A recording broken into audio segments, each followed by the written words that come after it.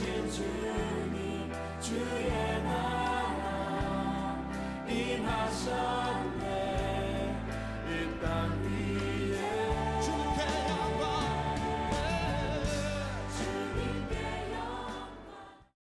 지난 9일이 한글날이었습니다.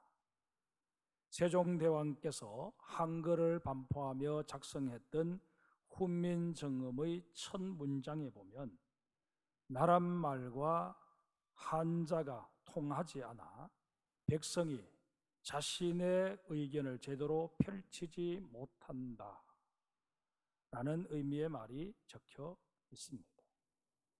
모든 백성이 글을 익혀서 자기의 의사를 자유롭게 표현할 수 있는 그런 세상을 만들고자 했던 것이 세종대왕의 뜻일진데, 그 세종대왕의 뜻을 기리고자 제정된 한글날을 지나오면서 우리 그리스도인들이 신앙인의 한 사람으로서 어떻게 언어 생활을 꾸려가야 할지, 하나님의 말씀에 근거해서 다시 한번 지침을 얻게 되는 것이 필요하다, 그렇게 여기게 되었습니다.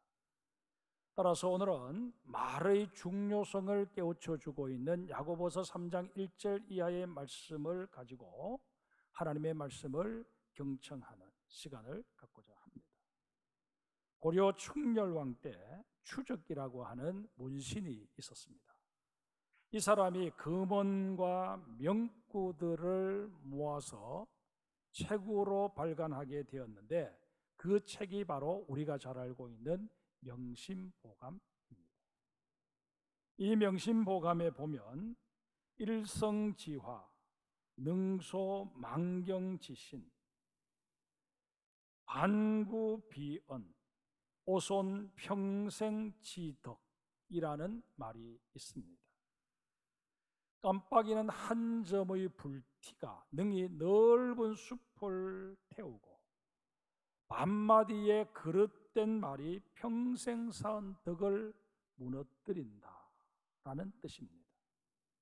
그렇습니다. 한마디의 이간질이 오랜 세월 키워온 우정을 순식간에 허물어뜨려 버리는가 하면, 한마디 근거도 없는 말이, 또 침소봉대한 말이 돌이킬 수 없는 결과를 만들어버리기 일쑤입니다.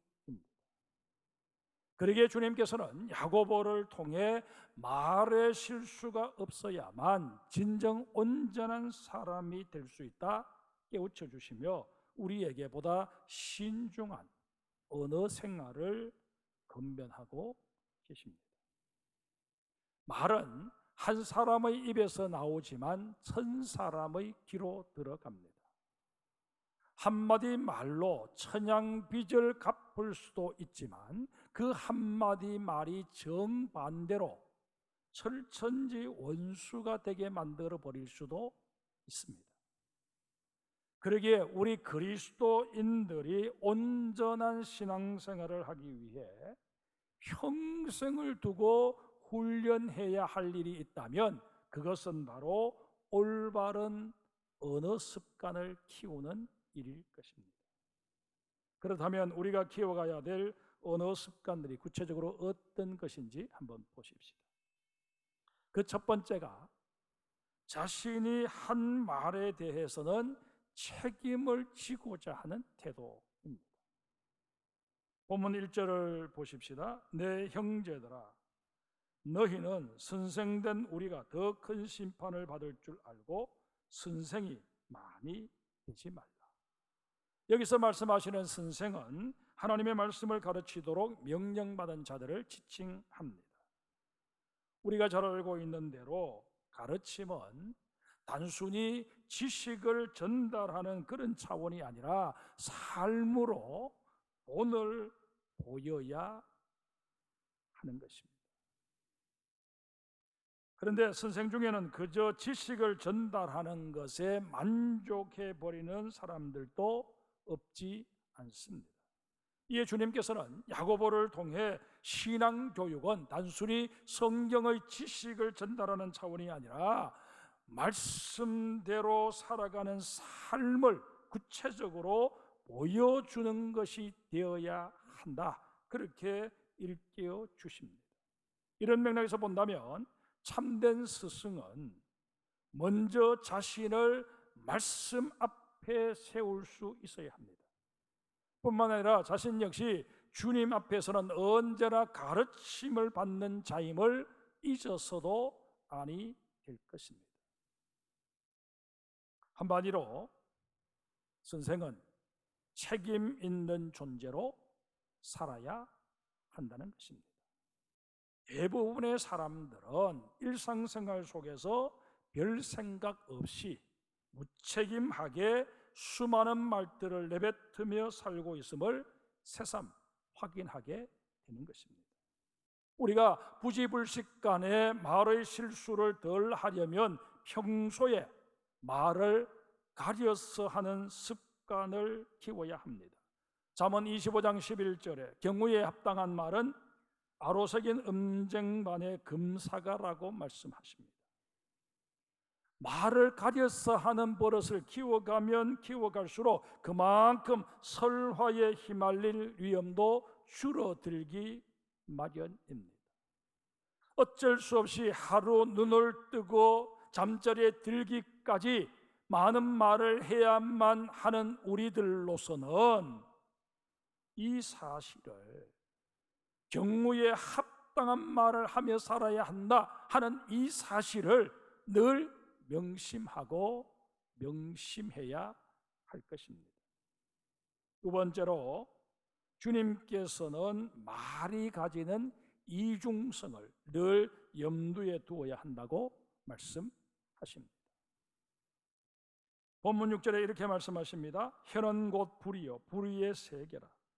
혀는 우리 지체 중에서 온몸을 더럽히고 삶의 수레바퀴를 불사르나니 그 사르는 것이 지옥불에서 나느니라.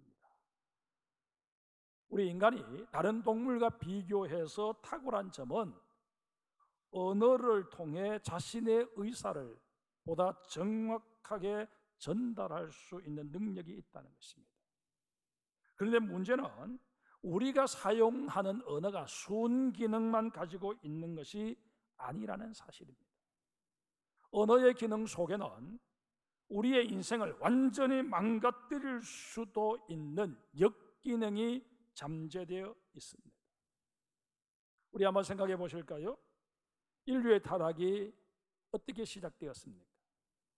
말에서 시작이 되었습니다. 창세기 3장 1절 이하에 보면 뱀이 하와를 찾아와서 묻습니다.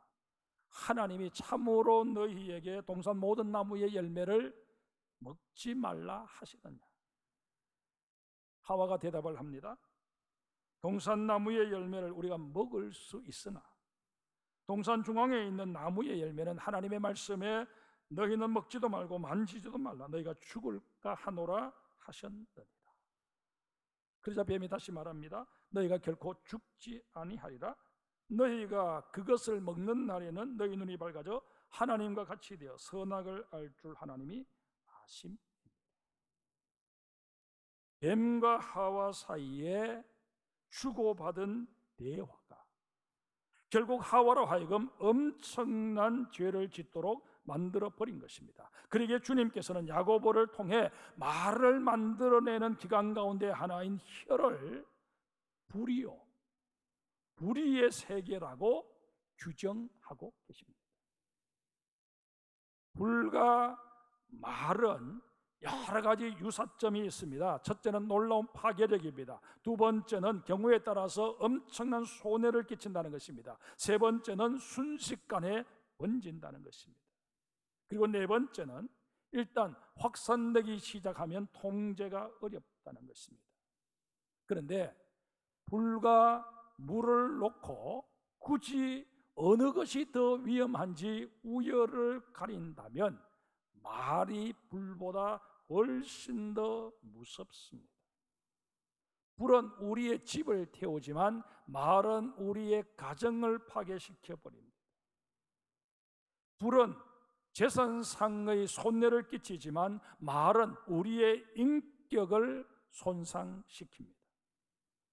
불은 주변으로 퍼져나가지만 말은 그 심령 속으로 파고듭니다.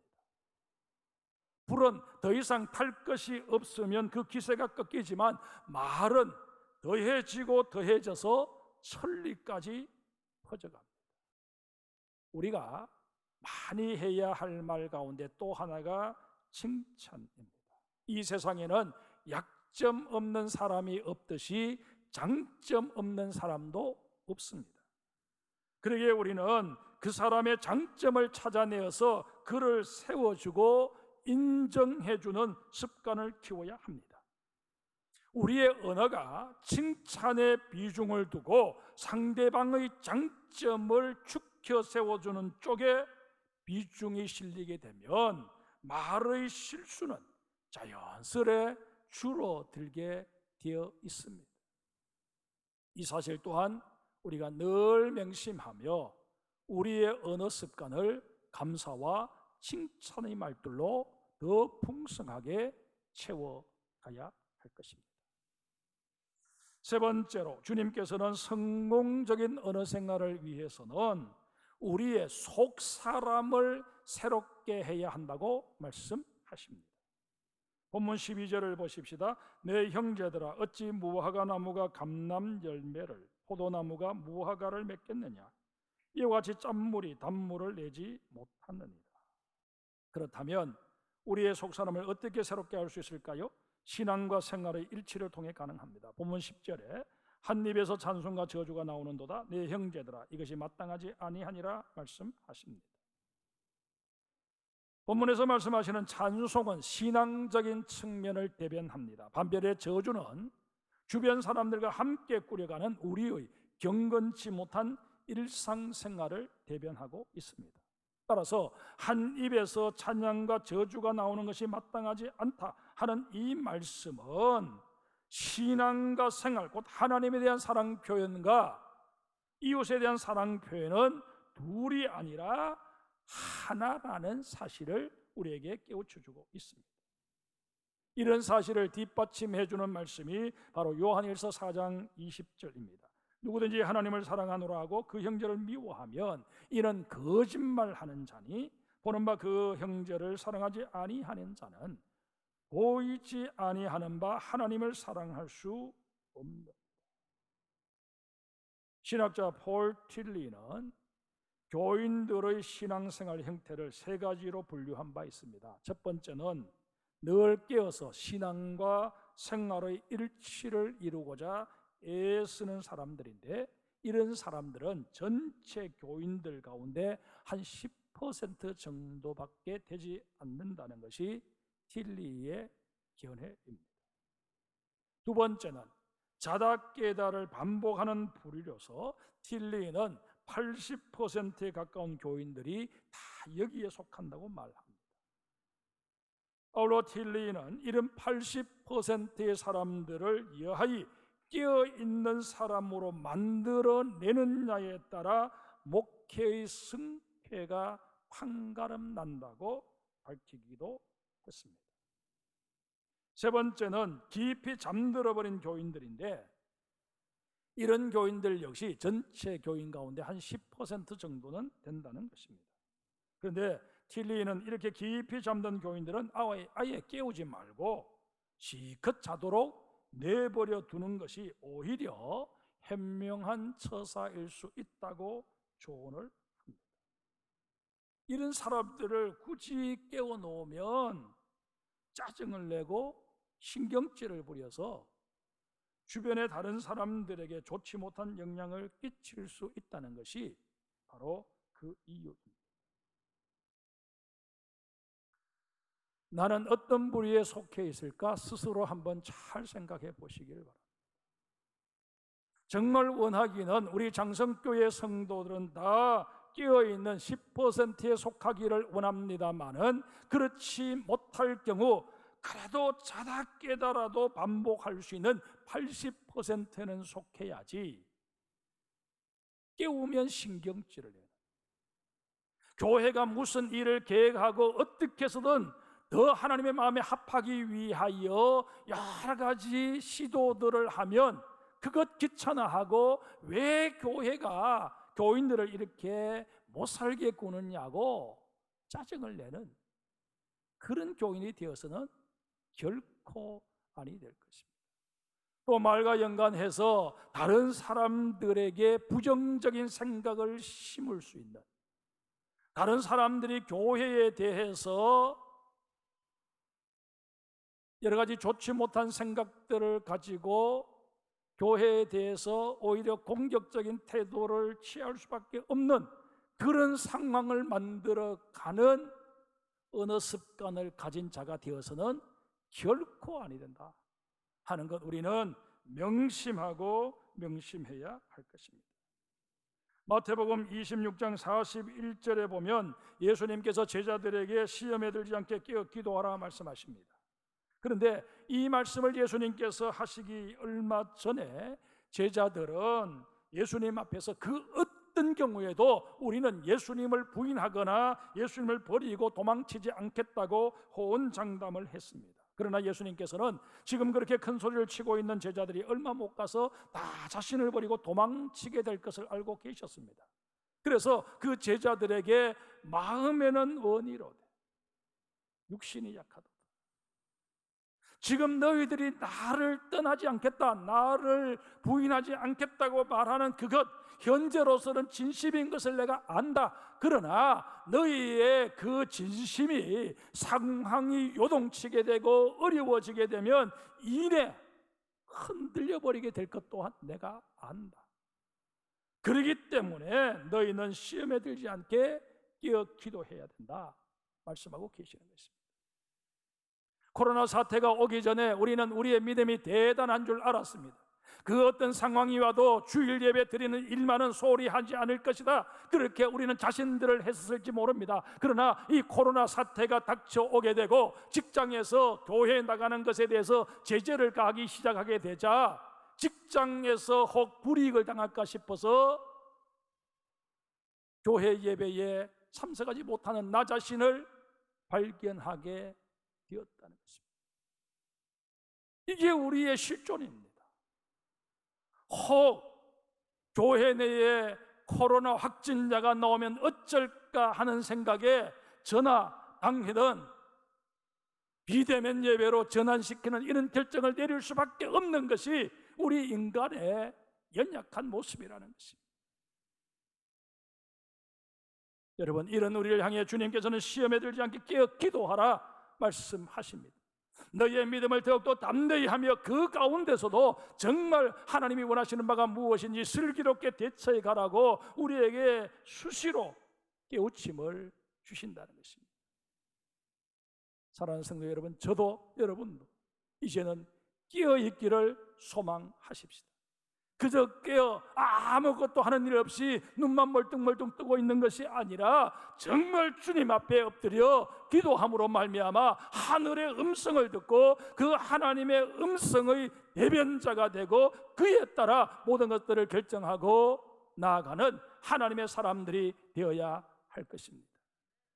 그런데 여러분, 우리가 예수님께서 하신 이 말씀, 시험에 들지 않게 깨어 기도하라 하는 말씀을 가만히 묵상해 보면 성령님께서 우리의 속사람을 강하게 사로잡아 주시기를 요청하라 하는 그런 의미가 내포되어 있음을 깨닫게 됩니다. 성령님의 도우심을 통해 우리의 속사람이 변화되면 우리의 언어생활 자연스럽게 변화되어지고 우리는 삶의 자리에서 빛으로 소금으로 살아가게 될 것입니다.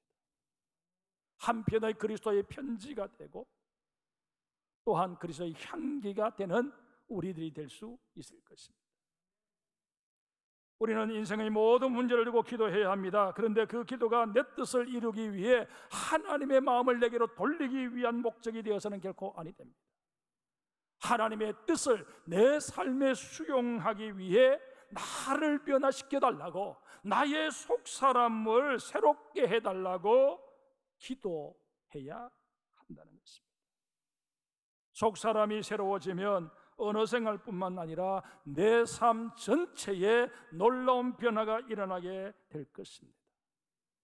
한 유대인 랍비의 이야기로 말씀을 맺을까 합니다. 하루는 유대인 랍비가 제자들을 저녁 식사에 초대했습니다. 그날 차려진 음식 가운데 고기 요리는 모두 갖가지 동물들의 혀로 만든 것이었습니다. 그런데 그 중에 어떤 동물의 혀로 만든 것은 아주 부드럽고 맛이 있었지만 어떤 동물의 혀로 만든 것은 질기기만 하고 통 맛이 없었습니다. 그러다 보니 자연 부드럽고 맛이 좋은 혀 요리는 금방 바닥이 났지만 그렇지 못한 질기고 맛이 없는 요리가 담겨 있는 접시는 그대로 음식이 남을 수밖에 없었습니다. 식사를 다 끝낸 후에 말끔하게 비워져 있는 접시와 아직 음식이 그대로 남겨져 있는 접시를 가리키면서 랍비가 이런 가르침을 주었다고 합니다. 자네들이 지금 보듯이 혀라고 해서 다 같은 것이 아니라네. 부드러운 혀는 사람들에게 호감을 주지만 거칠고 질긴 혀는 사람들이 멀리하기 마련이라네. 우리는 이 땅을 살아가면서 말을 하지 않고 살 수는 없습니다. 어차피 말을 하고 살아야 한다면 우리는 말을 잘할 수 있는 일에 관심을 가져야 합니다. 우리는 말을 하면서 다음 세 가지 질문을 자신에게 수시로 던질 수 있어야 합니다. 이 말에 대해 내가 책임을 질 수 있는가? 이 말로 인해 파급되는 효과가 긍정적일까? 이 말이 나의 영적인 수준, 나의 신앙을 대변해 줄 수 있을까? 3, 4, 1원이라고 하는 격언이 있지 않습니까? 말을 한마디 하려면 3번 정도는 생각하라는 그런 의미의 교훈. 여러분, 우리가 한 사람의 그리스도인으로서 정말 세상에 나가서 그리스도의 편지가 되고 그리스도의 향기가 되기를 원할진데 우리는 이웃과의 대화 속에서 정말 이 말에 대해서 내가 책임질 수 있나? 내가 진심을 담아서 이 말을 지금 하고 있는가? 내 말에는 추호의 거짓도 담겨져 있지 않는가? 자신을 향해 질문을 던질 수 있어야 합니다. 또한 이 말을 내가 했을 때 파급 효과가 긍정적이고 저 사람도 나도 살림을 입을 수 있는가? 나의 이 말이 저 사람의 길을 죽여버리고 나의 이 말이 모든 상황에 찬물을 끼얹어 버리는 그런 부정적인 결과를 초래하지는 않을까 생각할 수 있어야 한다는 것입니다. 그런가 하면 우리는 그리스도인들이기에 언제나 우리의 언어를 통해서 주님이 내게 담아주신 복음이 드러나야 하고 주님께서 나를 통해 이루어 가시기를 원하시는 하나님의 나라 확장이 이루어져야 합니다. 하나님께서 우리에게 말할 수 있는 능력을 주셨습니다. 세상에는 말을 하고 싶어도 제대로 말을 할 수 없는 사람들이 많이 있습니다. 하나님께서 우리에게 이런 귀한 재능을 허락하여 주셨다면, 능력을 주셨다면 우리는 이것 선용해서 위로 하나님께는 영광이요 많은 사람들을 행복하고 많은 사람들을 살려내는 일에 더욱더 우리의 힘을 모을 수 있어야 할 것입니다. 이것이 한글날을 지나온 우리들에게 주시는 하나님의 메시지입니다. 생명의